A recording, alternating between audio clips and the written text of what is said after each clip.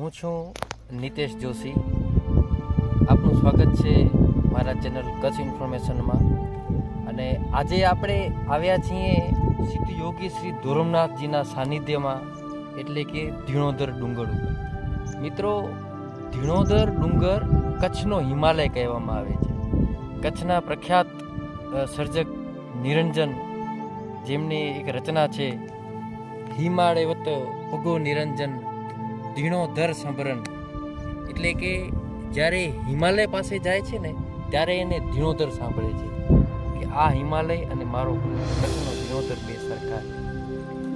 મિત્રો, આગળ વાત કરીએ તો દાદા સિદ્ધ યોગી શ્રી ધોરમનાથજીની આપણે કથા લઈએ કે આજથી લગભગ 1400 વર્ષ પહેલાંની આ વાત છે કે દાદા ત્યારે માંડવી તાલુકાના રાયણ ગામમાં એમનું ધૂણો હતો.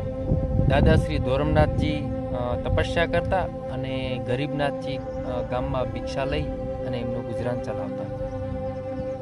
સમય જતાં ઘટના એક એવી બની કે ગરીબનાથજીને રાયણ ગામમાં લોકોએ ભિક્ષા આપવાનું બંધ કરી દીધું. એથી ગરીબનાથજી ગુજરાન ચલાવવા માટે ગામમાંથી સીમમાંથી લાકડા લઈ આવતા અને એ લાકડા વેચી અને અનાજ લેતા.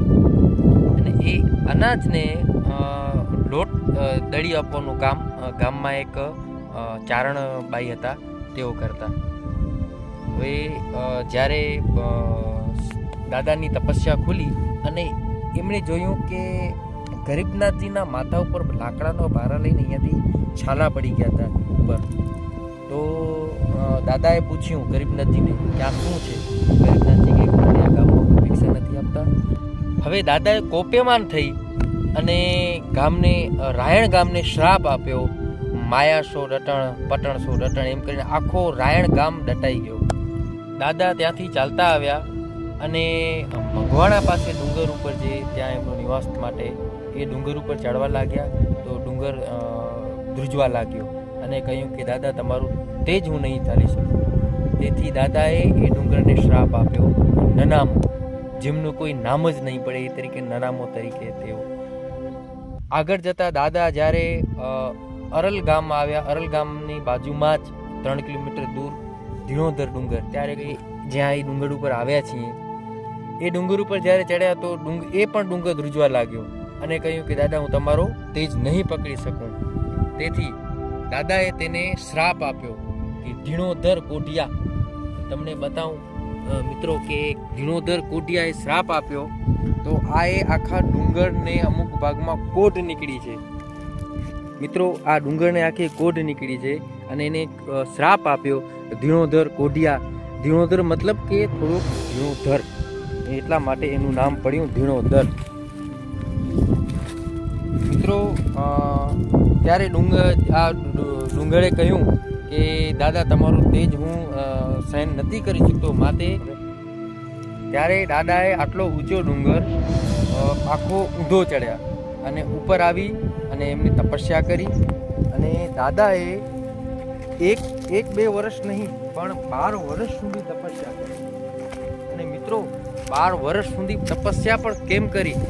નીચે સોપારી ઉપર એમનું માપને એ 12 વર્ષની તપસ્યા દરમિયાન નાનિયારમાં એક ચારણબાઈ, તમે જાણો છો કે ગઢવી ચારણ એ બહુ દાતાર હોય છે, એ બહુ જ સેવાભાવી હોય છે.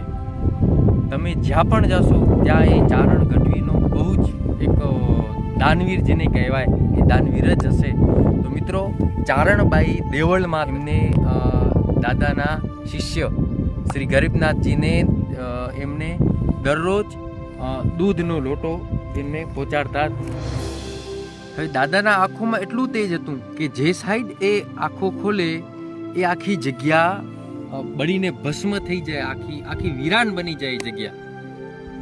તો જીને દાદાએ કહ્યું કે હું કઈ સાઈડ આંખો ખોલું કે જ્યાં માનવ વસ્તી ન હોય, કેમ કે હું જે સાઈડ આંખો ખોલીશ એ સાઈડ બધું બળીને ભસ્મ થઈ જશે.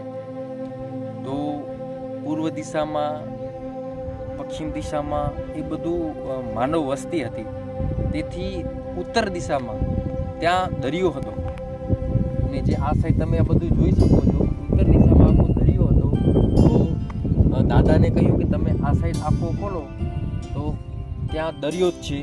તો દાદાએ આ સાઈડ આખો ખોલી અને આખો તમે જોઈ શકશો. અને આ સાઈડ આખો જે વિરાન દેખાય છે, અહીંયા દરિયો હતો અને એ દરિયો આખો સુકાઈ ગયો છે.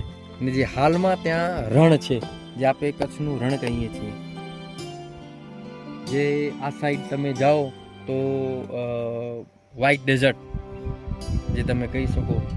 અને આ સાઈડ આખો જે સામેની સાઈડ પાકિસ્તાન છે. આ દરિયામાં જીવજંતુ બધા પ્રાણી હોય એ માટે દાદાએ પ્રાયશ્ચિત માટે યજ્ઞ કરવાનું વિચાર્યું કે આપણે યજ્ઞ કરીએ. એ યજ્ઞ માટે બધા જેટલા પણ સાધુ સંતો જેટલા પણ એમની જમાત જેવી રીતે એનું હોય એ બધાને બોલાવ્યો, આમંત્રણ આપ્યું અને એ અહીંયા આવ્યા. એ સાધુને બહુ તરસ લાગી. તો દાદાને કહ્યું કે મારે તરસ લાગી છે તો મને અહીંયા જ પાણી પીવું છે. તો દાદાએ કહ્યું ઉપર હાલો, ઉપર બધી વ્યવસ્થા છે. તો સાધુએ કહ્યું મને અહીંયા જ પાણી પીવું છે. તો દાદાએ પોતાનો ચીપિયો લઈ અને એ જગ્યા ઉપર ખોડ્યો છે અને ત્યાં પાણી નીકળ્યું. અને એ જગ્યા આજની તારીખમાં ધોકાવીડી તરીકે પ્રખ્યાત છે. મિત્રો, ધોકાવીડીનો વિડીયો ઓલરેડી મેં એક બનાવી નાખ્યો છે, જેમની લિંક તમને ડિસ્ક્રિપ્શનમાં નાખેલી છે, તમે ત્યાંથી જોઈ શકો છો. હવે બધું યજ્ઞ થઈ ગયું ઉપર અને બધું પૂર્ણ થઈ ગયું.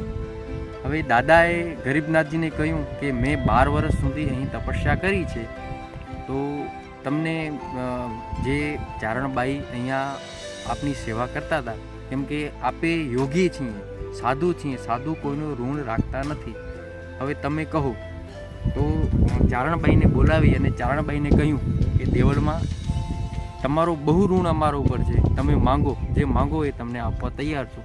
તો દેવળમાં એ કહ્યું કે મારા પાસે બધું છે, મારે એક દીકરાની ખોટ છે, દીકરો નથી.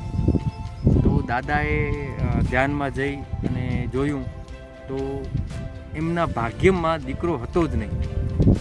તો ચારણબાઈ દેવળમાંને કહ્યું કે દેવળમાં તમારા ભાગ્યમાં દીકરો નથી, પણ તમે અમારી સેવા કરી છે અને તમારી સેવાનો હું કોઈ ઋણ રાખવા માંગતો નથી, એટલે હું જ તમારે ત્યાં અવતાર લઈશ, પણ એક શરતે કે મારા લગ્ન કરતા નહીં, કેમ કે હું સાધુ છું, હું યોગી છું, હું યોગી કોઈ લગ્ન બંધનમાં બંધાઈશ નહીં.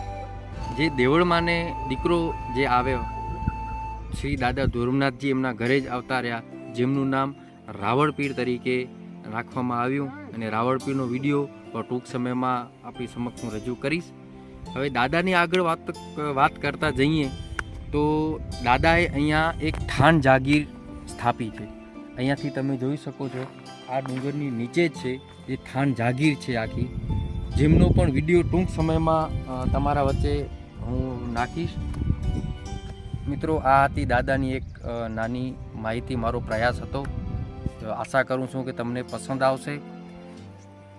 વિડીયોને લાઈક કરજો, શેર કરજો અને ચેનલને સબસ્ક્રાઈબ કરજો. નમસ્કાર મિત્રો.